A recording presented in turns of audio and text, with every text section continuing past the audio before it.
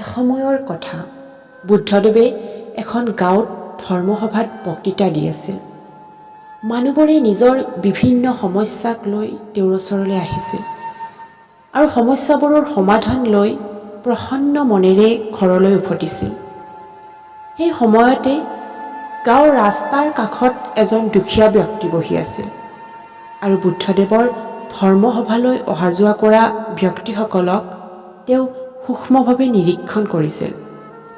তেওঁ দেখি আচৰিত হৈছিল যে মানুহবোৰে ধৰ্মসভালৈ বহুত দুখ মনেৰে যায়, কিন্তু যেতিয়া ঘূৰি আহে তেওঁলোকক বহুত সুখী আৰু প্ৰফুল্লিত দেখা যায়।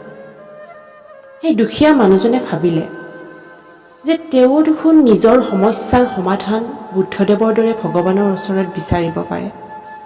সেইটো ভাবিয়েই তেওঁ বুদ্ধদেৱৰ কাষ চাপিল। মানুহবোৰে শাৰী পাতি বুদ্ধদেৱৰ ওচৰত নিজৰ সমস্যাৰ বৰ্ণনা কৰি আছিল। যেতিয়া তেওঁৰ পাল আহিল, তেওঁ পোনপ্ৰথমে বুদ্ধদেৱক প্ৰণাম কৰিলে আৰু সুধিলে, প্ৰভু, এই গাঁৱৰ প্ৰায়বোৰ মানুহেই সুখী আৰু ধনেৰে সমৃদ্ধ, তেনেস্থলত মই দুখীয়া কিয়? এই কথা শুনি বুদ্ধদেৱে হাঁহিলে আৰু ক'লে, তুমি দুখীয়া আৰু ধনহীন এইবাবেই হোৱা কাৰণ তুমি কাকোৱে একো নিদিয়া। এই কথাত দুখীয়া ব্যক্তিজনে আচৰিত হ'ল আৰু ক'লে, প্ৰভু, মোৰ ওচৰত আনক দিবলৈ একোৱেই নাই। মই নিজেই জীয়াই থকাটো জটিল হৈ পৰিছে। মানুহক খুজি মাগি নিজৰ পেটটো বচাই আছোঁ। ভগৱান বুদ্ধ অলপ সময় নীৰৱ হ'ল আৰু পুনৰ ক'লে, তুমি বহুত অজ্ঞানী।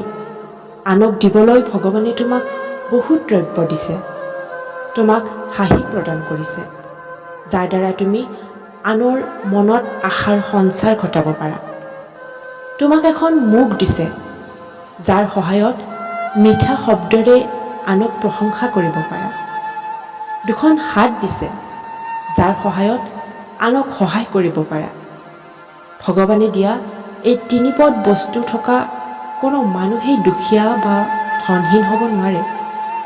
ধনী দুখীয়াৰ বিচাৰ মানুহৰ মনৰ এটা ভ্ৰমহে মাত্ৰ, যিটোৰ অৱস্থিতি আমাৰ মনৰ বাহিৰত হোৱা উচিত। কেতিয়াও মনত নিজকে ধনহীন ভাৱ আহিবলৈ নিদিবা। দৰিদ্ৰতা নিজেই আঁতৰি যাব। বুদ্ধৰ এই উপদেশত মানুহজন চমকি উঠিল আৰু এই উপদেশক জীৱনৰ আদৰ্শ হিচাপে গ্ৰহণ কৰিলে। নিজকে দুখীয়া বা ধনহীন বুলি তেওঁ আৰু কাহানিও ভাবি দুখী নহ'ল। প্ৰিয় বন্ধু বান্ধৱীসকল, এই কাহিনীটো কেনেকুৱা লাগিছে আপোনালোকে কমেণ্ট কৰি জনাব আৰু যদি ভাল লাগিল তেন্তে আমাৰ চেনেলটো লাইক, কমেণ্ট, শ্বেয়াৰ, ছাবস্ক্ৰাইব কৰিব বুলি আশা কৰিলোঁ। ধন্যবাদ।